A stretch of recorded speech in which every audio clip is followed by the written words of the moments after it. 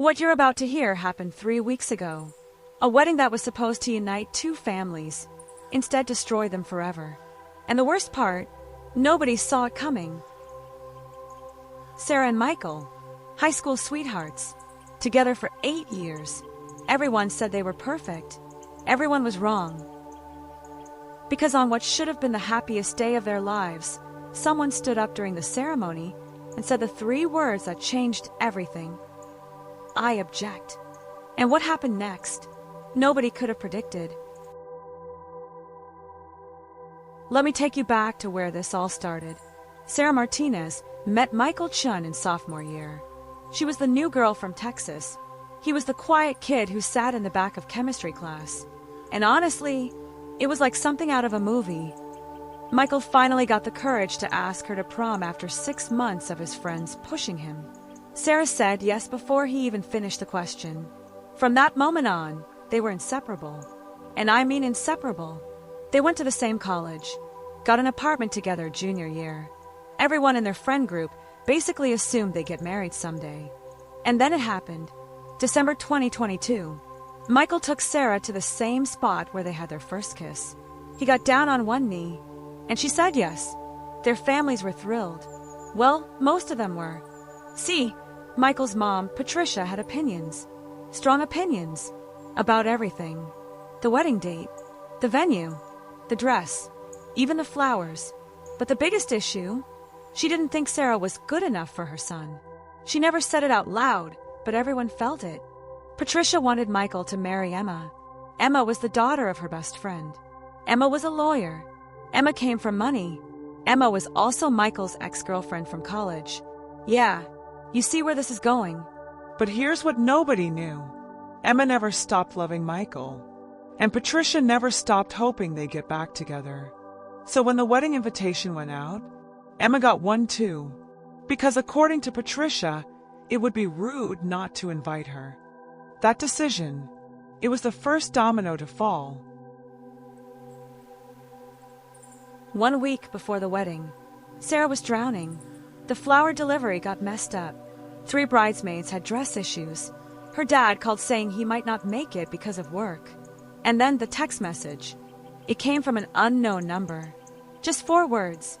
We need to talk. It's urgent. Signed with just the letter E. Sarah knew exactly who he was. Emma, the ex. The one who'd been lurking in the background of their relationship for years. Sarah didn't tell Michael. And that was her first mistake. Instead, she agreed to meet Emma at a coffee shop the next day. She thought maybe Emma wanted to apologize for the weirdness. Or maybe give her blessing. She thought wrong. Emma didn't waste time. She looked Sarah dead in the eye and said, Michael still has feelings for me. He told me last month. Sarah felt her whole world tilt. She asked Emma to prove it, and Emma pulled out her phone. The texts were there. Dozens of them. I miss talking to you. Sometimes I wonder what would have happened if we never broke up. You always understood me better than anyone. Every message felt like a knife. But here's the thing. Sarah didn't look at the dates. Those messages, they were from 2 years earlier. Right after Michael and Sarah had a huge fight and almost broke up. Michael had reached out to Emma during that rough patch. But he'd stopped. He'd chosen Sarah. He proposed to Sarah. But Emma conveniently left out that detail. Sarah left that coffee shop destroyed. She didn't confront Michael. She didn't tell her friends. She just shut down. And Emma smiled to herself and made a phone call. To Patricia, phase 1 of their plan was complete. Friday night, the rehearsal dinner. 50 people packed into the back room of the nicest Italian restaurant in town. Sarah put on her smile, her dress, her makeup, but inside, she was falling apart. Michael knew something was wrong. He kept asking Sarah if she was okay. She kept saying she was just tired, but he could feel her slipping away, and he had no idea why. Across the room, Patricia and Emma were huddled together, whispering, planning. Patricia had invited Emma to the rehearsal dinner. Michael was shocked but tried to be polite. Sarah felt sick. Then Michael's dad stood up. David was the complete opposite of Patricia. Kind, genuine. He gave this beautiful toast about love and commitment and fighting for your relationship. even when things get hard. People were crying. It was perfect. And then Patricia stood up. Patricia smiled. She raised her glass, and she said, "I just want to say how proud I am of my son. Michael has always known what he wanted, and he's never settled for less than the best." She looked directly at Emma when she said the best. Not at Sarah, at Emma. The room went silent. Michael's face turned red. Sarah's mom looked ready to throw her drink at Patricia. And Sarah? She stood up, whispered, "I need some air," and walked out. Michael followed her. Outside, everything exploded. Sarah told Michael about the texts, about meeting Emma, about feeling like she was competing with a ghost. Michael was confused at first. Then he was angry. Not at Sarah, at Emma, at his mom. He explained the texts were old, that he'd cut off contact with Emma completely after he proposed, that Sarah was the only one he wanted. They held each other and cried. Michael promised nothing would stop their wedding. He was going to talk to his mom, set boundaries, make everything right. Sarah believed him. She wanted to believe him. But inside that restaurant, Emma was making her own promises, and they didn't involve happy endings. Saturday morning, the day everyone had been waiting for, Sarah woke up feeling different, lighter. Michael had texted her at midnight.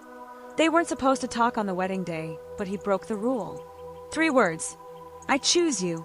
She fell asleep smiling. Her bridesmaids arrived at 8. Music playing, champagne pouring, hair and makeup artists working their magic.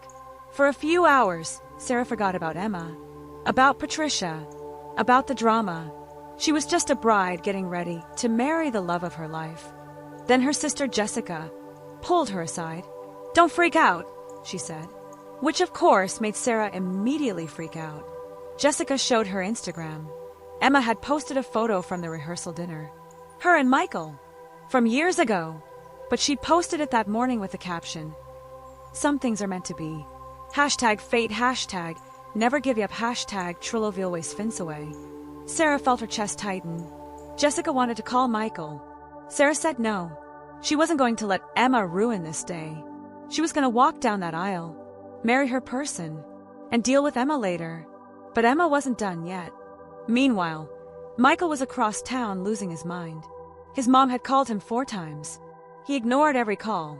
His best man asked if he was okay. Michael said he'd never been more sure about anything in his life. But his phone kept buzzing. Messages from his mom, from family friends, from people saying they needed to talk before the ceremony. And then at 11 o'clock, an hour before the ceremony, someone slipped a letter under his door. No name, no return address, just a sealed envelope. Michael opened it, and what he read made his blood run cold. 12:30. The venue was stunning. White roses everywhere, string lights, a view of the mountains, 200 guests taking their seats. Nobody knew that in the next hour, this beautiful scene was going to turn into a war zone. Michael stood at the altar. His hands were shaking. That letter was burning a hole in his jacket pocket. His best man whispered, "You good?"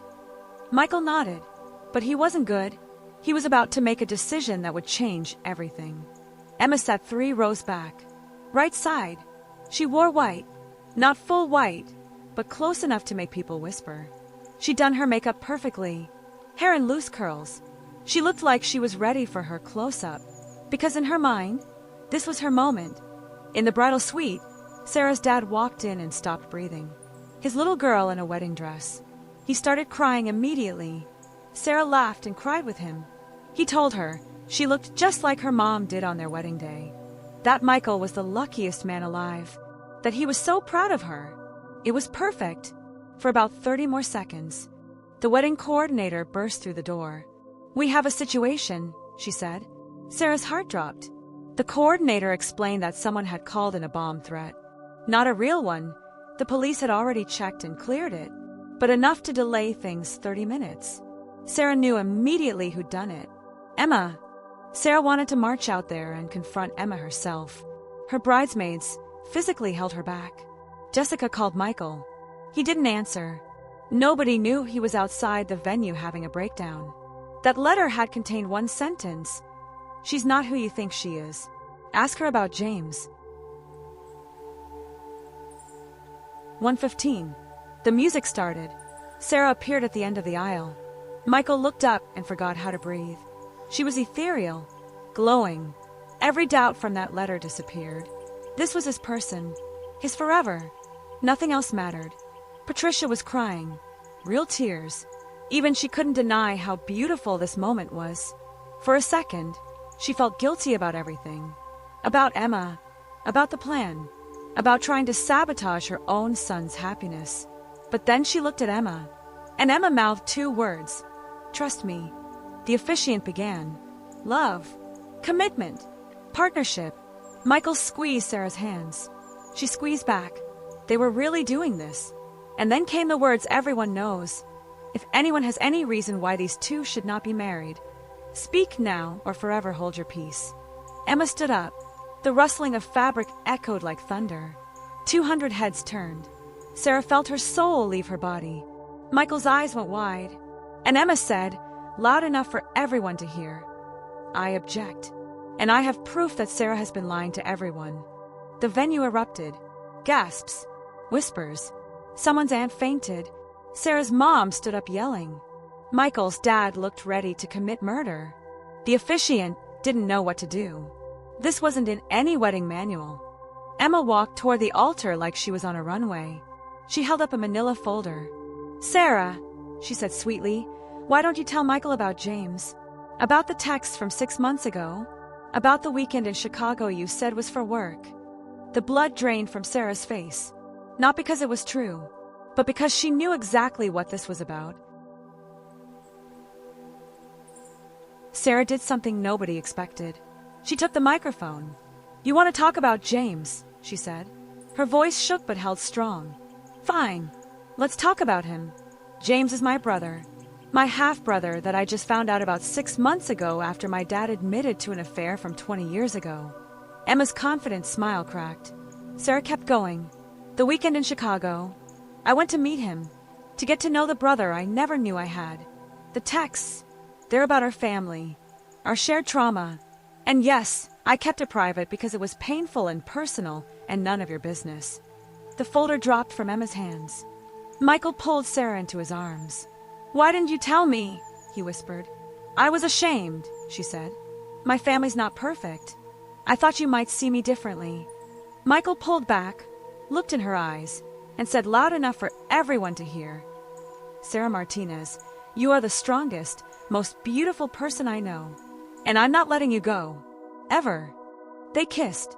The crowd went wild, cheering, crying.